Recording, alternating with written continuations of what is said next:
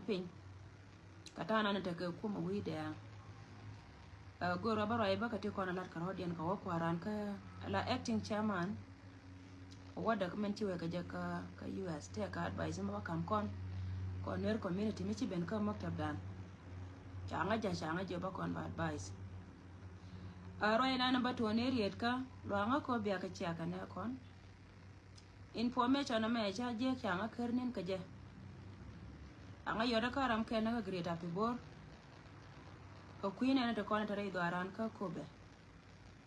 changa jo ne ji ko be go yen charo den nyoka da na kareu chiga ji na lago chi arbi ne dan wal mwan cha ka ne ne de kon ta dor ka ga ta kon chal ke ji great api bor chiga ji na lago kan waka na re do arien waka ka great api bor alago kan bi ko ben ka duob la chara nan bi ko ben ka duob nyandiet confirm rai ma changa yore karam kel kan ide kon chal ke jamni en go lari na da go duob nyandiet ne te kon de rodian chagwa jendo bi ben ga kare men dong dien chine ide tot chika do ka gar nya lew ne ide tot chi do gar nya lew wi da bat kan ide nyati de long titel mai titel arbeni waka jana ngwan widaraw yes waka 42 vehicles tin kone chuo ka mai kenti dit ni kwala goro ba no re ra ka kobe yo ma jena no ngarar ka goro jo alien ka ne kon wo goro je wo jen bia confirm dene ida kone chal ke jiamne de ka waka kan panken de ka wajale chang ko gwa ma jali ne de ra wo gwe ka wang dun mi chianga go pu yo ro lar ke yeto a chepentin la wo chala to ka ne ida kone raj kada yen menan to non kallan ba ka kan ne da kona ta kai la garin ya lawo dai to non kallan chance ya bela gar kareo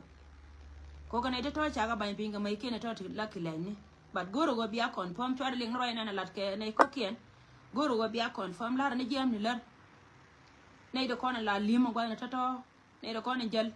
goro je wo yora wang dun wi da mere wo bu wi da go tedi roi mo je na ne cha nang che cha non ko ne ji ja ne genge en go baba lariye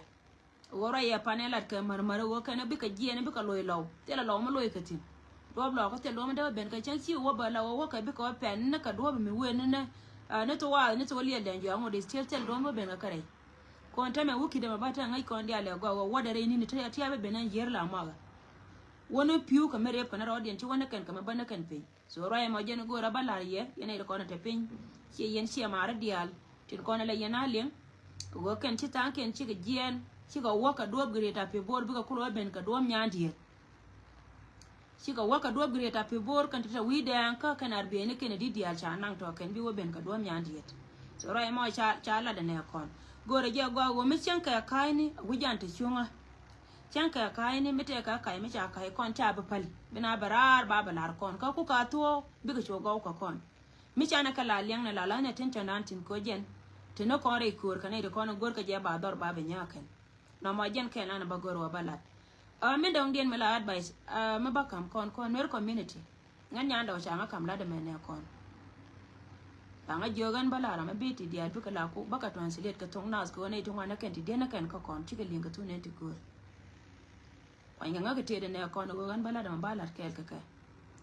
mi te ka mela ro da re jam ka gor wa ba linga ner community la kama janga ba nga jo walare kon ta ka biene chenga da ne ci kuwar shi acting chairman te jien te waka US mi cha do le muktaba go kan bi ka biet ka tembalat ka kuide an shi wo lo ka je alawo ba tienti na ne ci ben ci men ci ben ko kon ne do kon chal ka ji ayu ne tun wa na kan ne kan ji ju ben ta ma ga gudi no de kon je di wa mi ci kyong ke chob go de gor ka je ba lat ka do ba na la do pyunga tele ma ba nyos ka media jene ngin kan tamni ngwa di ala konan tegatin tele ma nyol ka media na yene gwa tai de gang te ke ka jen te ka US ne won te ka tun wannan kan ni cha gore mukta ba kan ba ka lat ka pin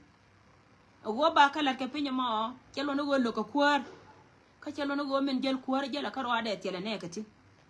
lakini to konan chal ka jisia ka dan shi ne to konan la jitar tin go ka ro din go ngwa mo de jeken gor ka je tom ko ko na tama ko ne de ko ni chal ke na to right tom ko kon ko jen gor ka je bana kulo ngok a wagan ba yi go ko ne tin dia la ko right ka social media bien ne chwana ngo kata kono gor ka go balin kan chaka ngong ka chapan ken chaka cham chika ga ka go ka je dia ka je go ne ngu de na madara to jen ba koy ka malat ka do mo gor ka je go jen bana kula bana rar bana melat ka bana kula balat agani jen ne kon di altin kon te ka melat ka ken palla ka let ken kon lat ke ma ba jo yo kan bara nyol ka media mi ja ye chol yen je le kana mo che ana gwa ma ko tin mi cha lariye a cha jo kon be ka yena bia wo la ne ti ala ne ti ngai yene gwa cha chol ne ku she jen shotin di ala kon te lat ke tin kwa la tom kan ro kon a gwan ter ko ba ka lat cha ka ga mo te go sha balat a jen kan yen ka dan ni lam pol gabriel ne no te la war gang mi cha kamra shi go te mi ti je ka mo te dan tele mi je ka ne kon ka je ayo ci wa yete jel ka roade jelle ka to ka le nana cha ma de ji ku me la ken cha goro go mi te ka mi ci ben ci te ka mi ci din mi ci ka na ma ba lat ka do gure muktaba nyin ka dial ka nyin muktaba cha goro go tabla baga mun go tele ra ma be report ka kon ka ma kan mun ci jen so roi me la re ja kon dial go kon ci dier ka ne tin kon tom ka ro kon ken a kon ta la wa wuz bana wo ngok ci bana roi telle mu gor ka bala de mukta ma bete mu gor ka bala de mukta ba to kon ka gad kon darew to kon ka gad kon darew to kon ka gada ni chwol dol jatin aram ken mela deputy spokesperson ja pin take a ground jara manana lati di altin kon de lat karodien ni ray loka amana ni ray panga a wona re jikan a wona re betio a jara manana kula appeal commander min kuti di al ko kala lat lar yendi ala ro jen mu wete ka mu gor go ba kam kon be report mo wa kan be ga dani lampol gabriel babara la spokesperson dungayu babara ba kon be nyoko jio kon iden diala kon te la loi wala de je me kan muktab kana bara bienne neite kon te mongonke chiko kon ka neite kon kula jite atungor ka je wa ba secret ba ngai that's why agena nana tom kana ro kon mite ga menen yana ka social media ka don cha ya respond ne kon chi muktab che respond ngai lo da kelo chi gwa ga kwiro lo agwa ka kwiko ba ngwana ba ka gwir ka min gor ko de wo balat so rai ma jana no gura ngonga ke longo yede wedi ba kai ne ken yar ko na kai ka ba kai ko la kai na ni ya kai ke so bi ka rai ko ba ti dial ba ka le ka wanga loy dien long la gor ka je wen ran mi gwe ke go jena ra ma po loy de la ja wa tom ro ka de ko ba kula rai so kwar sha long ne je yene dial ko na to wi na ne cha wotin ki ba dial ko na be don ka sho sha long no kwar men dong dien na por ba gana mi yos ka ke ne go jene ne SPL ai wo kit gwang ija ga ke SPL ayo la dun garama cha ne da raw titi kanai jal ka duop ke laken namba lar ye go yene dial kontilin ala na mata ma ja yual kana la gojen kwa lar ka jena chom go je wina da la go gor ko bina kula give up koro yet jena ne mina moto tilade yi wa SPL ayo kid gwanga cha ga ke declaration ne cha ala da ayo en go jena tene di gen ka ke chuni ga ka yana mo SPL ayo kid gwang mi ku yene kene SPL mi to pinga ma char ka kel me goy ke me da ne dun ko lar ga dole go ko no bana kortera gar ma char bina wa mala aga dole mo na wa mala abina wa mala ngu bi enyo da mal me ci ku to on te me kan de ko na lar ke ga dole me da ne ti ka ne ti min lar ke kana kel chenge da ne ke to on wa cha kor cha lo tin ti ga dole che ne te ko on te la ji ku me SPL ai go kid gwang che ka jogo ga kiliu tella kon mi do dien mi ter kono golo ka tel kon kuma dien mi gor kon chuong nori chuong akel ka nori kore da ne ter ka pajut ter ka jete SPL ayo tetin kid gwang tetin amma je ko yene la pay linga chal ka bor charo amma SPL ayo kid gwang yanga jagwa yene dialo konte right ka social media kana dialtin kon gor ka jego dong de ti dialtin kontin to wol ko pin ide ka bara so jen point dien ka ne ti tela ramelong ka da tella ne ti chara ya la ka US ti chara mobilize ti bo jende bo nyin ko yet tella ke te ka ne ko te ka ne ti lat ka je ka na mo ja ne na ta me la go je lat ka je ka social media tella ke tella SPL ayo kid gwang mi je mi wonyin ka SPL ayo enta pinga ma char ka jel ka yet tella je ne ti tella ke ter ne dara ti tella ke ter ka ne tar ka ne chuong no re kan liu ka ke le tame to re to da ne liu ka ke ba ne dia la ko na te ka tin liu ka ken a changmot ke la go ken pan ken kan war ga den kan joy ka social media ngai kala da chale ne nyen ken so ay cha use che ye cha ku mitel kan ya kon ye ne dia lon kon to gwan dia che ke especially ne to kon to ka US ay cha jote ko ro to gwan to wana tin ka ye ko da ken bila go jin ma kan je invite allan ne te ko ne chal ka SPLA ai wo kit gwan ka ne SPLA ai wo min kul ta pinga ra ma char ma kanji kam invitation dia na kanji chola ken gwana na titin mulo go jin point jira ma mo tela gwam bunga ni gwana na tekati sheje ami char ya la ka kan di alkel ami char ya la ka kan di alkel ami char ya la ka kan di alkel jel ka kel tware tiel nyoko non kan e dare oti ne dia la ko na right ka social media tin ko na kwa ga no ri kwa ka mislead ken tware tiel nyoko non ki alin changa da no chik ga dole ngani ki alin me shalat won ko ta ra pa juro tatin te de de tetin ki kai ko da tar kare loko charo da mat kan e te dia te ko na manan ni ji swa ta kasin tela ra metel charo dien mat kan e te dia la ko na tar kan chuon kel te goi te de pingwa ma la go ina chuon ma la go metel me jel kana so charo dien mat jaro ina go ra ballar ye ne dia la ko na te ka US lianga gwa ga mo jen gwa ba peti ne chek plaza hotel ma bagrar ka mukta ba kan e ko na tan yal kana na kam kon nei to ko na ral ti tum te ko wote ke ite ka mala ke GSP la ego ite me lal ke ne te ne me ne sha do le ke no tele buno pot ko na jeta ko re le tin dia la ko na lat ke ne ro ngai ke mukta ba la kuma la te la le ti cha ngai ne te pinde menu go kuma nyen ka let ka penga na bele ne ke ko ne ko na la sharp tin te pin maner ko lo dial bana la bana be lian ka mongor lian ka sharp ba kam kon mitti ko na waka mukta pie la dan to ko na waka pin ka mukta pie la dan arodian lat ke ka nyen ke na ka jal ke ken mani shi ka pen gwana na wakatin so ajen mende kam kon na ma ko kui ku maka dan pila go te la kon riya te le SPL ai wo kid gwan ke na SPL ai wo mata pinga ra ma char te la kariya gwani dia la kon tekatin gwani dia la kon tekatin te la kariya for now lat ka ke la ken liu ka kel muno go te la ne te baro den waje ka US ti bonyi ke wur mashal ke waye da kai propaganda ajen to kume na ma kan ji kume ya kan wai kai la ni changa yego chi go yete jen ni changa ko to yet ka yi Africa me je me we kan ada chaka mai kai la gai ke ana jen do banana ko ala gori jen te me go ko na bana roi lakin te ramba roi ka media kina bro ka media kwar mo wa barar be gor be media be ba address be bara official be balar kon she be spokesperson jo wara len na me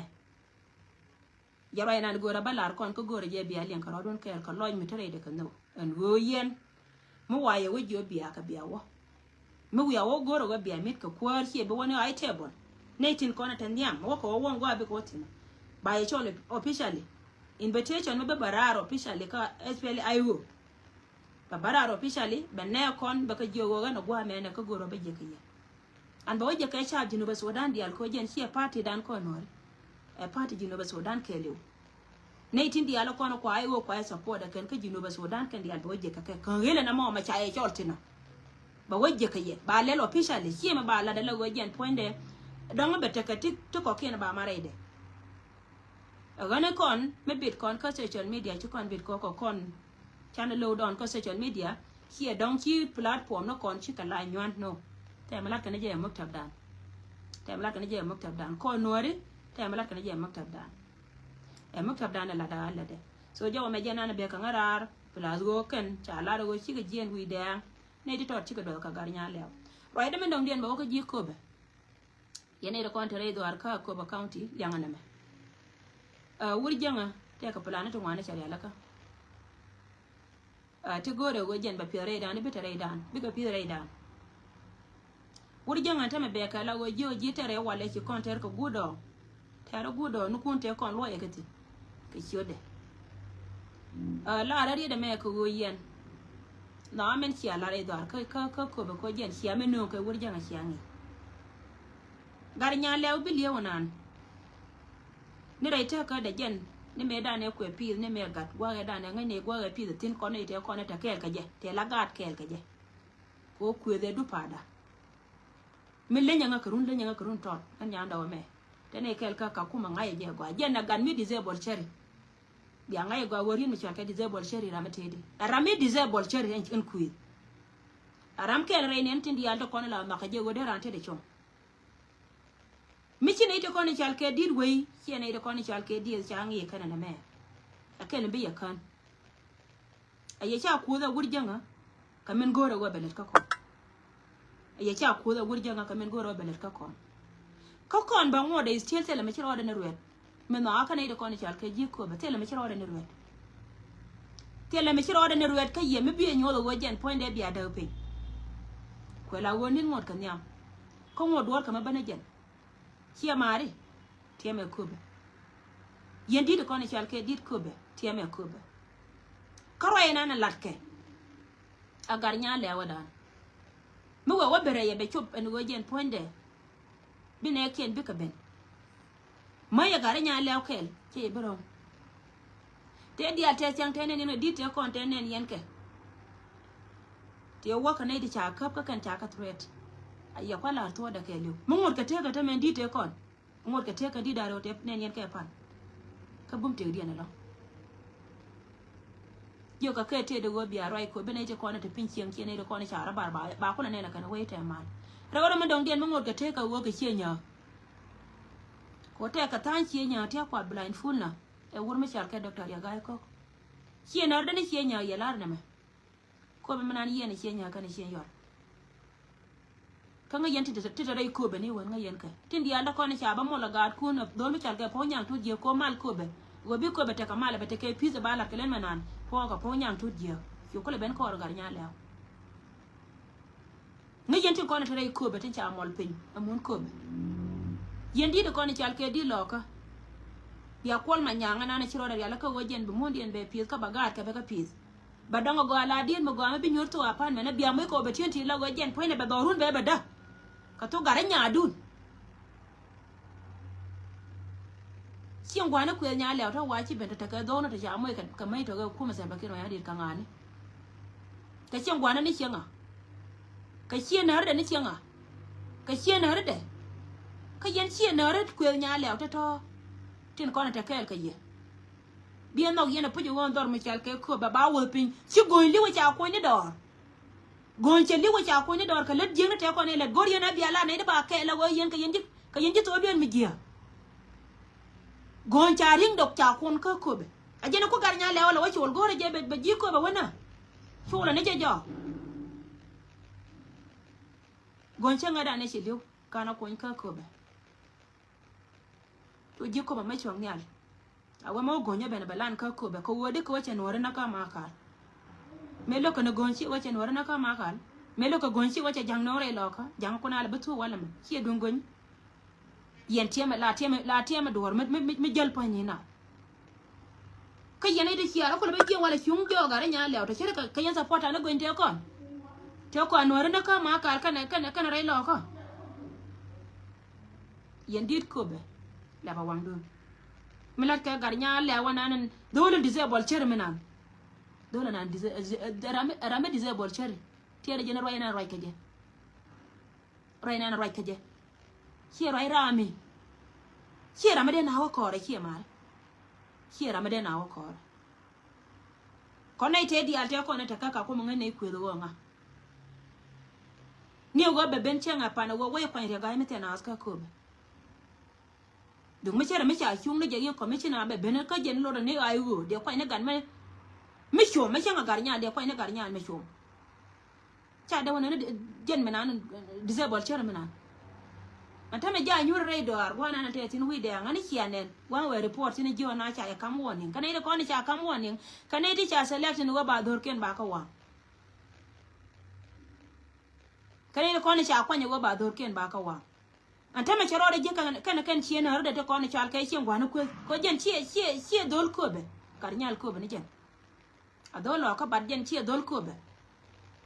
cha da ku lo ka ku go lo ka ma do dien chie gad ko be ba da gar nyal ko be kan chien har de ko ne be ka kan de ko lar ka ti je kana ta ma mun no wona ti nyer ka kan ko do ri ken nyo ko dor na ga ken ti lar ka re ko be chi ka to go cha kana mo ne yan ko ani ko la mal ma to wini amal mata wine muna ka kama ne yan ko ani amal mata wine gore je go wo yen ne de ko ne chal ke dit ko be goye je bara na me mi go cha lo de nan akon e che wola wo chi kon nan ki ma rata ga gon ko be de yen jole yen ko be manana riya je ko be du yen dit ko be mu ya jole wo yen bi alon ka yen ko be anyor go ma si abe ben go tetin adut ka juai ko ba kan nim ne ko ba ka lo roi ajen ba gar nya le nga ya wo chalo ferra moy kanay te ben kore bu goy lo ko ro ko le bana ajen gar ka ga lo ko na ma ta mi lo ko kor ajen gar ka ga lo ko je ka kan ga ti nga ta ro yema kwala da kan ta mare re mala yana li ngon ta me e ci jang bare re ko ci ne ci nga ne bare re kanay de ko la bare re ka ci man ka ci man ko nya le ta chare je la ga ti na harde hotel ci ngwa na ka ko ba ka ci na har ko nya le de ko na charo den je ka kanay de ko na jel door to door ta mata tol ko dul na ba kan tilin gen ke ko be cha ko ci ko nay dial ko ba kana ko tel me cha na nga cha me je ke la wo bar kana ro den for kana panken ko kan cha ka mam ne kwa ken cha ka ban pin cha ban re re ma ni gidu kana ya kwa ken ya ban pin kana te lo nga lo kwa la kan ma bil wal ka ci ma na ko nya le ci ga jiko be dial chang ne na ta na ro ka social media lar ka je yen jiko be yu dag yen dor koroma dar ci dag nay dial ko la cha te ka ti gol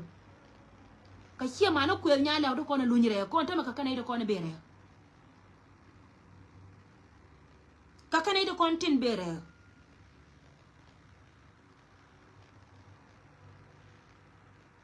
tilo go ra de me bere golo ne to konen bere ka ci ma na ko nya le bra ji ku meten ko no kwa to kwa la baba joy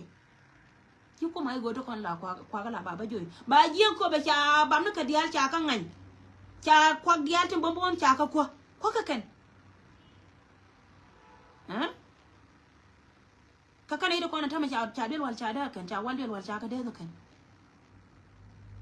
kwa ka la wa ko kan ba cha ra bar ba kel kana cara bar bakal kana ka kana lingen ka to ku yer ne wi poma ka kan siema na ku nya lew ne ti ko ne chal ke cha do ar mi chal ke ko be kan dial ka tie gol ci ka waka tie gol kan dial cara bar ku bunya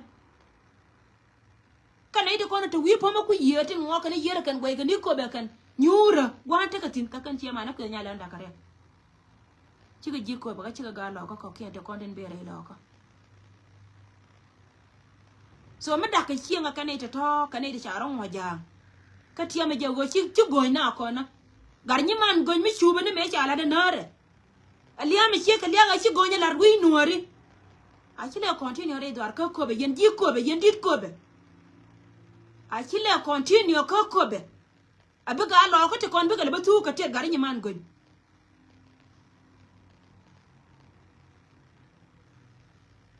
I don't think one is your dear Bama that can share Bama Melaka Garnia Leo. Coconate on a look of coin gonya can catchin yol. Capankin can change your lecture teacher going dabacan. Can't you look at Jacken? Siama Raya than a con going pen coin. Nika yen chain your tail can't look at Jabby a ring going be a coin cocobe, co watch a midjela. Now Garnia Leo Macala door. Garnia Leo disabled children of Yajakala door. Aba ku nyura la wala je cha we be da chine gore ba we da we la waje na sep to we tiran che ka joy sep to we tiran na gat we me joy ka gat ka dor de wagang ni joy ke isha we be chwas mo pende go chwa go jama me cha da na sera kan jang ne dan ka gat kan ko da re borin ta me chika te chika wote ka ji na ser go da na cha ka joy tina salpa kir ma yadit chika tora cha ro mo ke me ne wang ni kachi ko ka wagan wani juwa ne ce takati wanda is still below which bika cin wani juwa ne bika tot wani juwa ne tar yen a wan kan ko be mi de garnya law na turet ka go mu ya kan ci abere re ka ko be ko ba e bana ala go ci ro da kula je ko go je ne bi yo ko kula jal ci ro da kula je ko na la turet je na da go imi wa kan ci abere re ka ko be e ba do ba shwa ci din ne juwa ka septran ci dine joy ka setran go anu go bran betu mulu go ye cha post ke dundele aka chwas ke ken ko go boro point ko tilo ne te parwa general ke jaken du diala kon me balar ye go kan wunite pande roi kana go ka te ka ba kon ma ne te kon kwa tru ne ke je ko na ka ro je ko bi ne tiri ye kula nen ana ran mi che wore ka ke ku yina na tane kon te ka tin ku yimi ko en ko be che da garba chet kina rodian gai medan wate ko kwari ke bisho kana ida ko da pinyi da ta kana chokati ya golda to ka kai na kan ko la mala dien mila la garnya la walat e dun gon bi liyo ko waje na gar nyiman gon bi liyo waje na baba kwa Nigeria gai ko tele bod ji ko ba de chala jo gar nya lew che diel ko ba chi gad ko ba de kon chaka len de wo kwa nije lakin gur mi chal kere gai ko kwa nije ko waje poinde a gar nyiman gon bi liyo de mi cha na ke ka ji party kel kana gon bi liyo cha je non ko bod chi yol ka cha non ko bod chi nya ka cha non ko bod ji mai non ka jaka party mi chal ke SPLM aji mi taka tin kana nare kana gar gwan gon bilio an gur mi chal ke ya ga ami de kon be turete de kon ide kon la cha bi kana ngai ni gwa cha ga no mana ring nare an gar ni chin de kon be turete jentu de ibi akanga wana ka ja wana len mu anga me de lon ka ruwe ndar nan jen chapel anga me de lon ka ruwe Michi am no rodun medana che kom kan fie buk pat chwa kam koma gadwei chu gadwei rodo gwab ka tewdun yen gad ko be ko ngeje te chalat che je goro go jena te chalat ba karun ba kanyo kama ngara kanga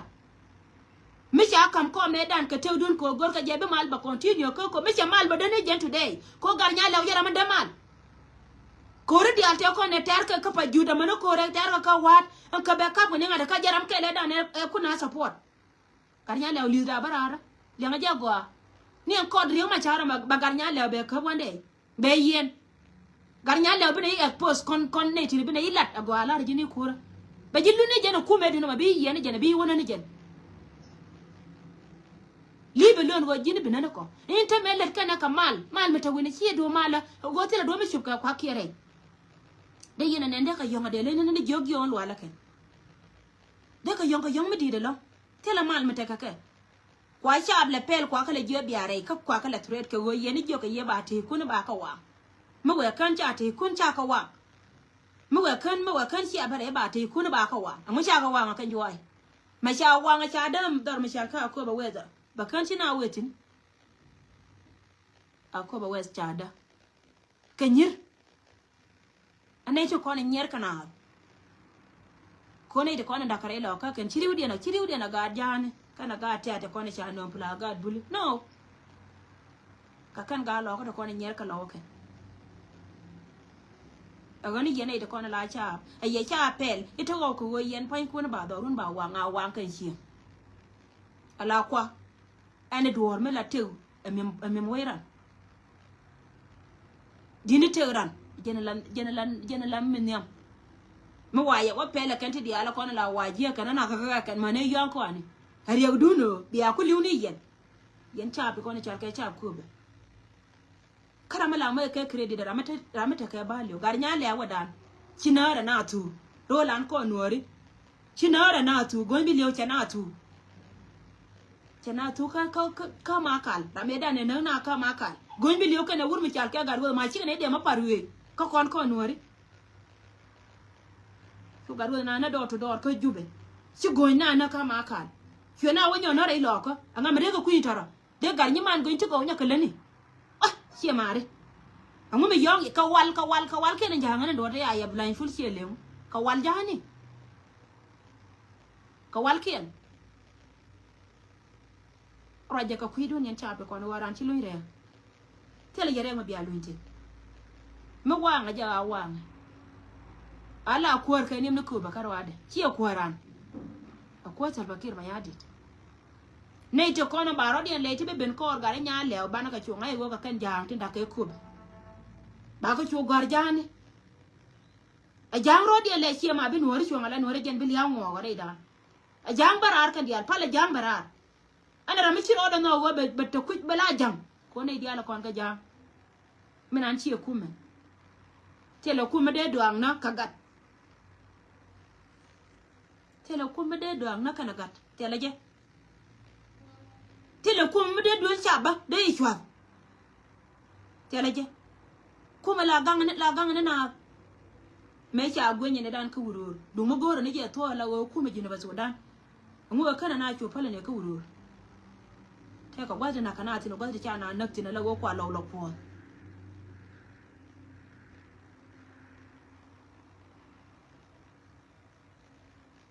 kuila ngai di wa mayas bani jeta ka pro online ya idiot ngi jedi wi yan ko ma tare ngan karwada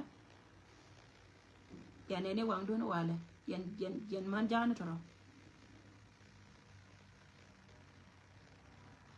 ina tare ko konore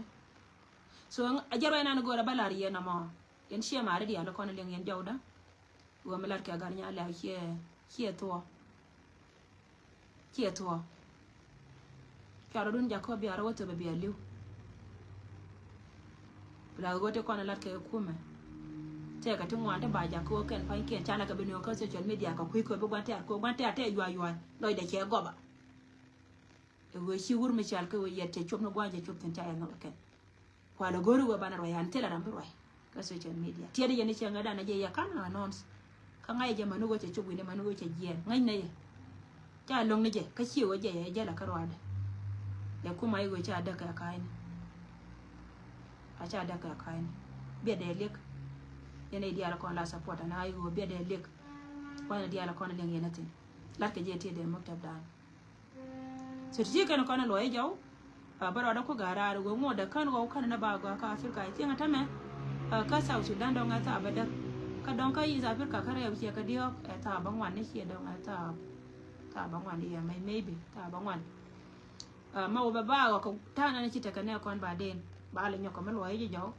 mete ka magoro de ya update ka